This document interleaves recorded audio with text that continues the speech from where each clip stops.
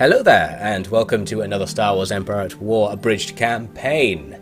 I'm on the verge of death, as you may be able to tell. I'm on the tail end of some illness, but we're on a schedule here, boys, so we're just going to record this commentary.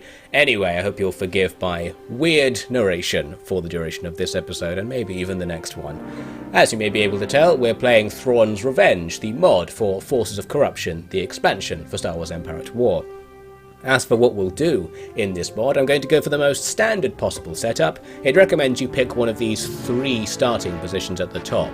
So I'm going to go for the very first one because it seems like the most middling of these 3. I'm also going to play on normal difficulty as the Empire of the Hand, which is the Empire faction led by Thrawn, after whom the mod is named. So this seems like the most standard and normal possible setup to give us a look at the mod.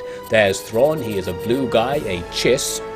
I'll probably mention the overall lore of what's going on a bit later, where essentially after Return of the Jedi, the rebellion has succeeded to some degree, and some planets have now rebelled away from the Empire, but most of the galaxy is still controlled by the Empire. The catch is that with the Emperor dead, various other second-in-commands are now in control of their own bits, and for the purposes of this game, there's no diplomacy in the game or anything, so we're all at war with each other. So it's like this 6 or 7 faction all versus all fight, but a lot of the factions are just the Empire with slight variance on that theme. And we are no exception. We are Empire of the Hand. We're the Empire combined with a species that lives out in the unknown region that the rest of the galaxy doesn't really know about. That's the Chiss, these blue guys. Now let's talk a little bit about the strategy in the actual game. We're the light blue faction and we control the western edge of the map, the unknown region as it's called, although somebody knows about it, clearly. We've got various options for where we can go from here. Essentially, we can go up and right into another blue area. That's the Pentastar Alliance, just one of the Imperial factions. We can go down to the bottom of the map, where the rebels, now called the New Republic, are sitting around. There's the green faction, which is the straight-up regular Empire. It's just called Empire, so I guess that's whoever is the actual second-in-command after the Emperor's ruling this bit, and all the other offshoot warlords are at war with them because they want to be second-in-command, etc, etc. And there's also a link we have to some neutral planets that aren't really neutral. Anyway, my opening strategy is going to be to go up and right, so that's what we'll be focusing on for the start of this series. We're going to attack the Pentastar Alliance and just take their territory. The only real reason to go for this is that most of our forces started near their border. I'm reducing the galactic game speed. You may remember I did that in my previous Star Wars Empire at War campaign, just because it makes things a little bit easier to manage, because sometimes you can see enemy fleets coming towards you. You can see the fleets move relatively slowly on this game speed. They don't just jump between the planets, so sometimes you can react to news that the enemy are about to attack you. So we've got some sort of fleet going here. It's mostly hero characters, so we can't quite tell what it is, and obviously I don't know what any of the ships are or anything. This Imperial faction has very few things that are shared with the regular Imperials from generic Star Wars lore, because we're so special and have been hiding in the unknown region for a bit, developing our own tech.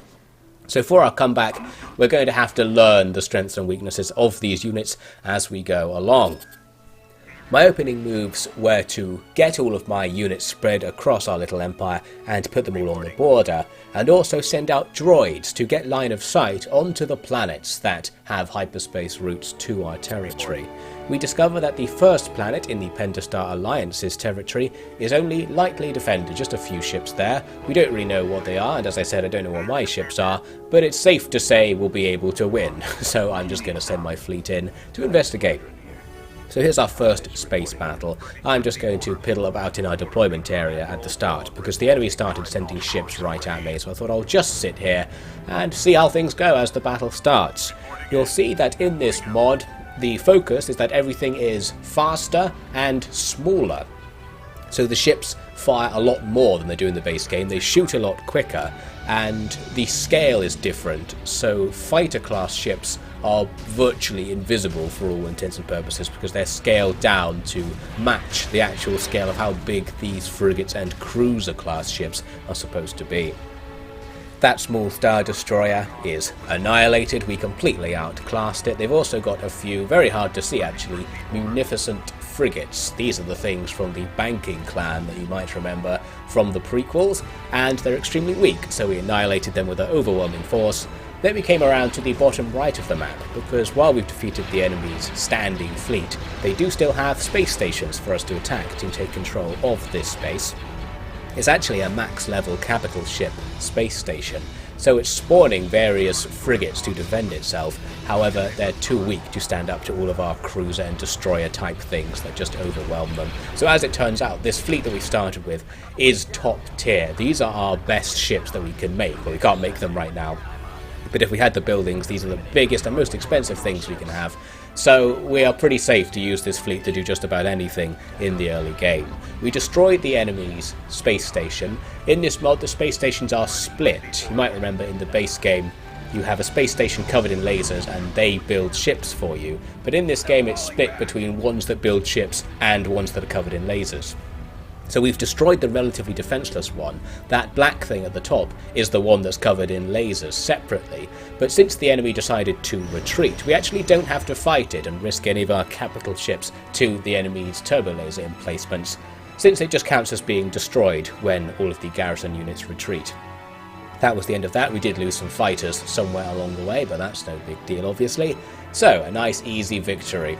The problem with this mod is that every time a battle ends, it puts the camera back in the centre of the galaxy, so when you first play it and you can't remember where any of the places actually are, it takes you a while to find where you just were again with the camera, but eventually we find it again. Here we are. Now it's time to attack the planet with our initial ground army. Just got a few generic units, but some hero units in here as well. Most of our infantry are Chiss soldiers, the blue people who have their civilization in the unknown regions. I'm not quite sure what the deal is, but I think they're some sort of vassal to the Empire, and that's why Thrawn is an imperial officer and also is a member of this alien species. One of the themes of our Empire of the Hand is that we're not as racist as the normal Empire, and we let the blue people, and any humanoid aliens I believe, be within government positions. So we're like a nicer version of the Empire. We're effectively the First Order in the old canon, only instead of being more fascist than the Empire, we're less fascist than the Empire, so that's nice. Now as for this battle, the enemy just had 2 units of infantry, some stormtroopers who were garrisoned in a bunker. All I needed to do was bring up these gigantic tanks and shoot at the bunker, doing some trick shots out the side of the barrel. Pretty good stuff. These big artillery type tanks aren't very good at shooting infantry. They're sort of an anti-building, anti-vehicle unit. However, the enemy's infantry ended up running into the middle of all my infantry and getting themselves killed. There was another unit in another bunker over here, but we don't need to attack it because the enemy are going to give up at this point. Very kind of them. There is still the thing where buildings in land battles continually spawn units, but since the enemy retreated, we didn't have to face any other suicidal infantry. Now, after this win, I thought let's just send the fleet on and attack the next planet over, because my scout droids had discovered there wasn't very much defending it, so I thought we may as well just do this. It of course means we're leaving Yaga Minor that we just took undefended in space, and we are taking a risk, so we need to do this briefly and then go back if we can, just to make sure we don't immediately lose our gains. I'm taking this chance as we completely annihilate this Star Destroyer to read some of the tooltips and try to work out what these units are all about. This is a Star Destroyer 2, what the enemy's fielding, so it's better than our Star Destroyers, I think, which are the Star Destroyer 1s. It mentioned in the tooltip they've got more firepower than anything else or something like that, but didn't help them very much. You can see here the weakness of my fleet is being revealed.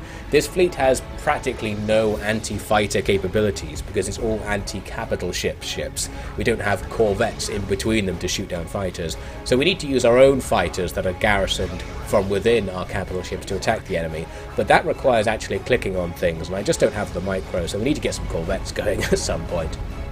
Anyway, we went on to attack the enemy space stations. This time it was just a middling level construction space station and a trade station, so no combat stations, meaning I can just attack move into the enemy's position and reliably destroy them. The enemy don't have sufficient turbo lasers or mega lasers to break our shields, so we can just sit here destroying everything. Thought this was a perfect time to test out that battle cam feature of the game. Sometimes it shows you cool shots, sometimes it just shows you random stuff. That was a decent shot. You can see our guys annihilating the enemy's acclamators, which are far outclassed. There are swarms of fighters all over the place, as you can see when it's zoomed in like that, but normally you just can't see them. You can just see the icons saying that a fighter squad is there somewhere, since they are so small. Anyway, we win the battle, and now I'm going to immediately run away and go back to defend Yaga Minor because I'm paranoid.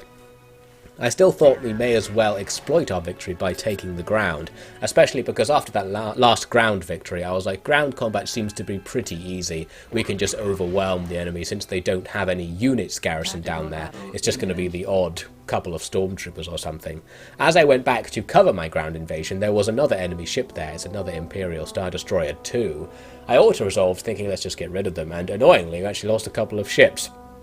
Auto-resolves are very harsh, I seem to remember from my last campaign, so broadly speaking, even when a battle is really easy, you kind of need to do it yourself just so you don't lose things and gradually get your stuff destroyed due to auto-resolve attrition.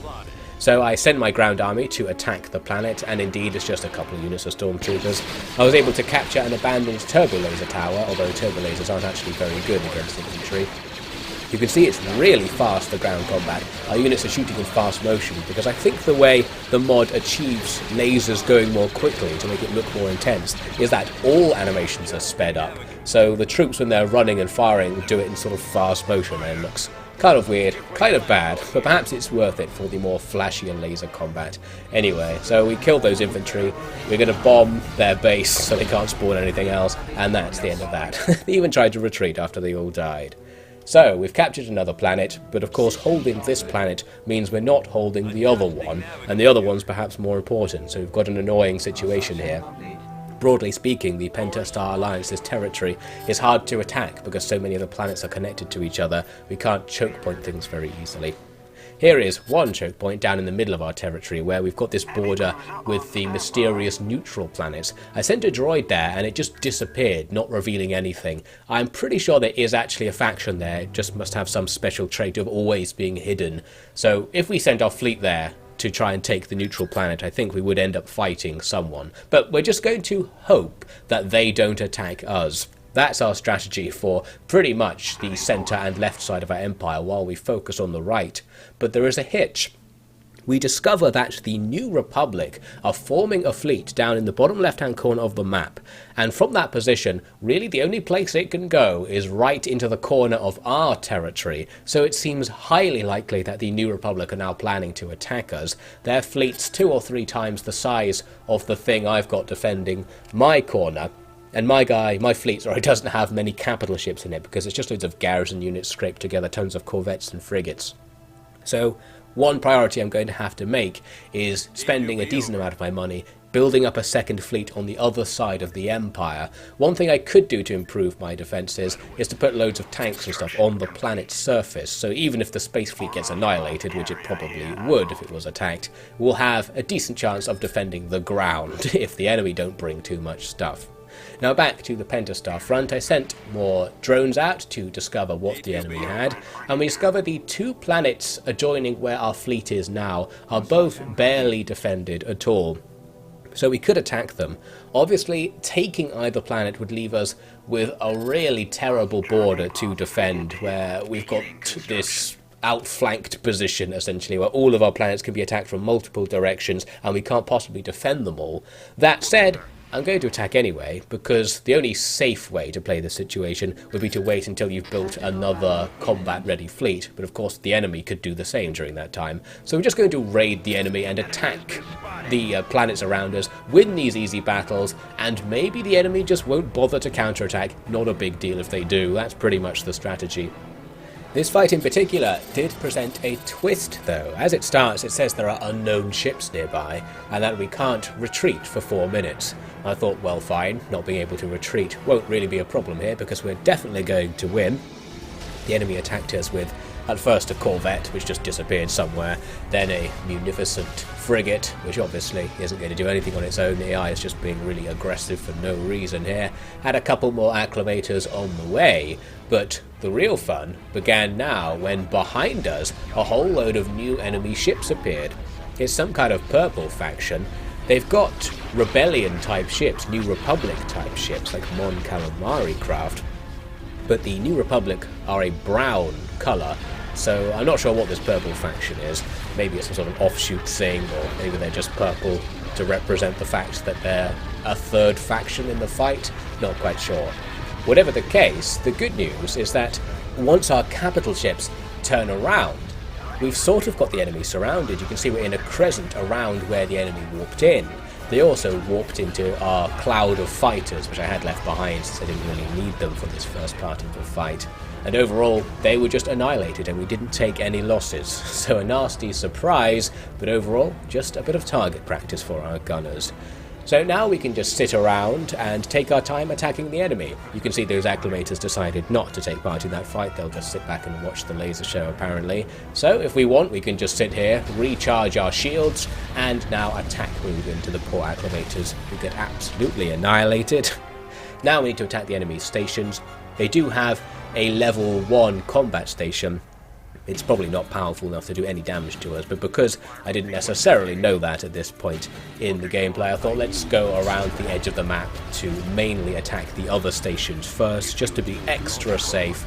Thrawn himself, in his Star Destroyer, actually ended up on the left end of our formation, close to the enemy's combat space station, and his shield was depleted in the fight, especially with enemy frigates focus firing him from the enemy's ship spawning station. So a little bit of danger for him, however not a big deal. Once he very slowly gets out of range of everything, he'll be fine, and the distraction that he's created has resulted in the absolute destruction of the enemy's garrison fleet hanging around the enemy's capital ship station here, and the station itself won't last very long either. So we win the battle and ultimately lost nothing at all. That's what we like to see. Now then, our ground attack team needs to move in really fast. I think I already ordered them to attack even before the space battle, because they just went right over there. And we'll try and capture the planet just before the enemy do anything, giving us the option to go back and defend the other planets we've taken if we spot any enemy activity. This battle was much like the others, although slightly harder because the enemy had civilians on their side who actually fielded a lot more troops than the Imperials themselves. Still, just spamming a whole load of light tanks is enough to deal with everything. I think those tanks are supposed to be anti-air units, but we've got loads of them, and they seem to do good enough against infantry and buildings anyway, so I'm just using them like some sort of light or scout tank. Anyway, we win the battle, nothing lost, and that's another planet taken, so yes, our territory now looks very perilous indeed. But things are going well, and I'm starting to think, while the enemy probably do have a big fleet somewhere, presuming all factions start with one, maybe we can just keep going and keep taking territory because we haven't seen it anywhere yet. I also realised that in this mod, and maybe in the game, I'm not even sure, there's upkeep on units. I had no idea you actually lost money for having units, but anyway.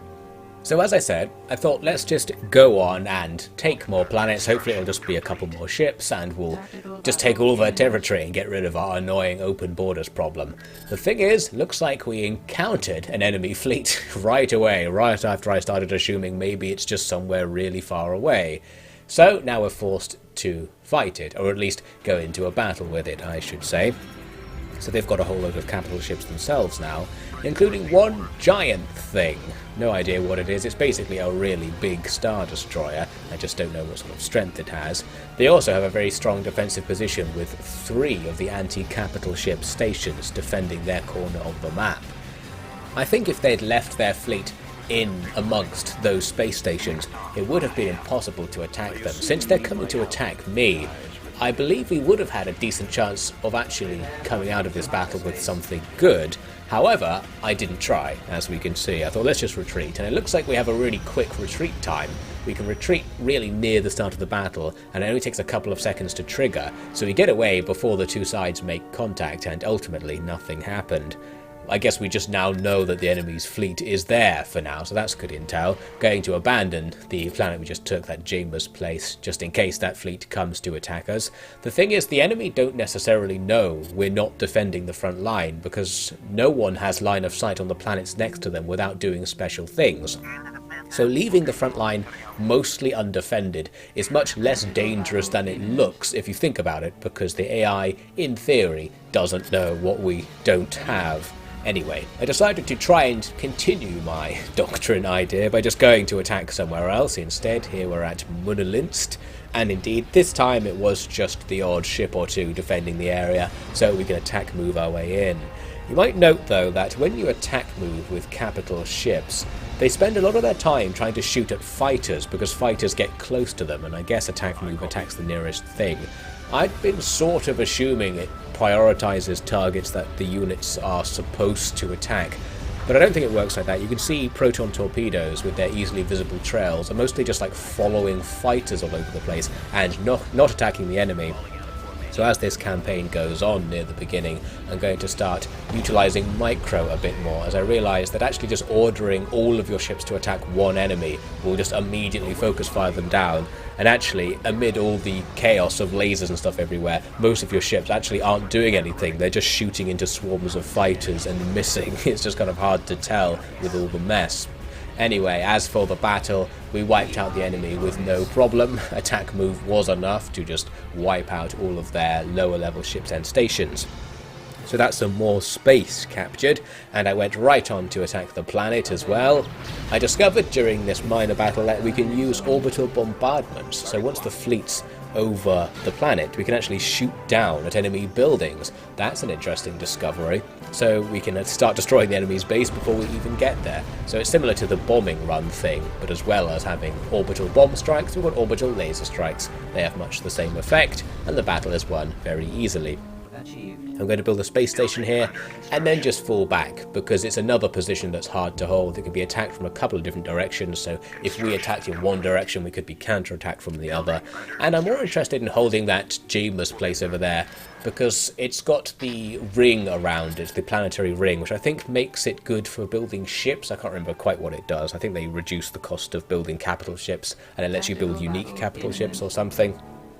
As you can see, the enemy actually did take Munalinst back after we left. It's not like in the original Star Wars Empire at War, or vanilla Star Wars Empire at War, where a level 1 space station can actually take down a small attacking fleet with the use of exploits and the like, since your level 1 space station effectively can't do anything at all. So these few ships were easily able to overwhelm us, and when I counterattacked to blow up these ships, the AI was having a good day. It just immediately retreated, which is absolutely the right thing to do, and not what I expected them to do. I expected them to just let me kill these ships for free.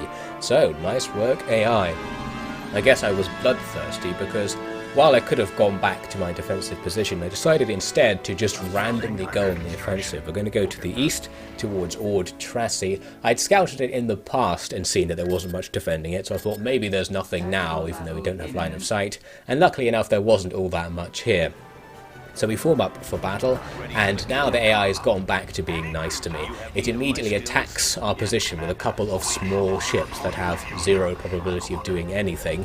So all I've done is put my fighters at the back so the enemy's corvette can't shoot any down, and now we'll let the capital ships just absolutely annihilate any corvette and frigate class things that come towards us, which happens very quickly.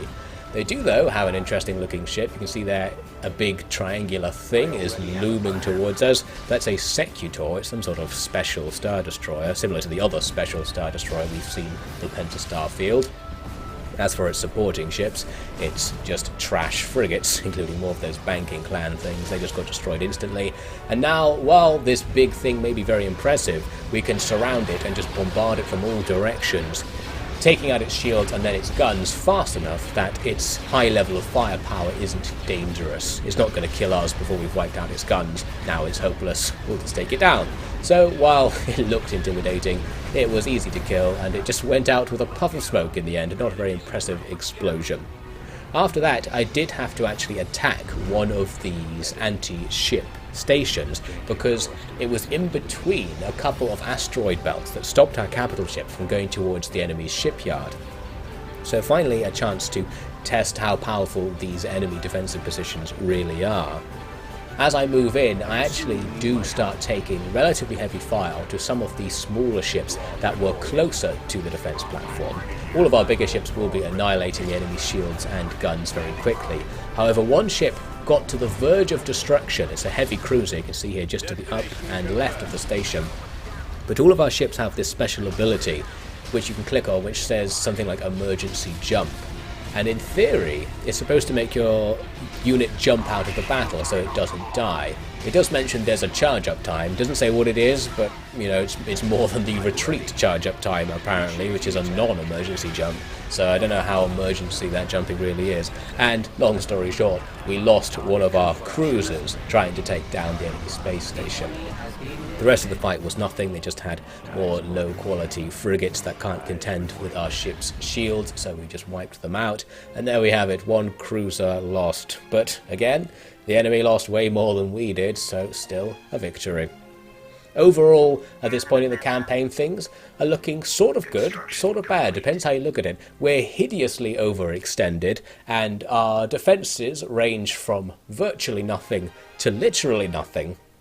But as I said, the AI doesn't necessarily know that. So while I'm being super aggressive and barely focusing on building up to my pop cap or anything at all, maybe this is going to be okay. But then again, what are the New Republic up to, and where's the Pentastar Alliance's main fleet right now? I suppose we'll have to look for the answers to these questions in the next part, which I hope you'll join me for, and hopefully my voice will sound a little bit better.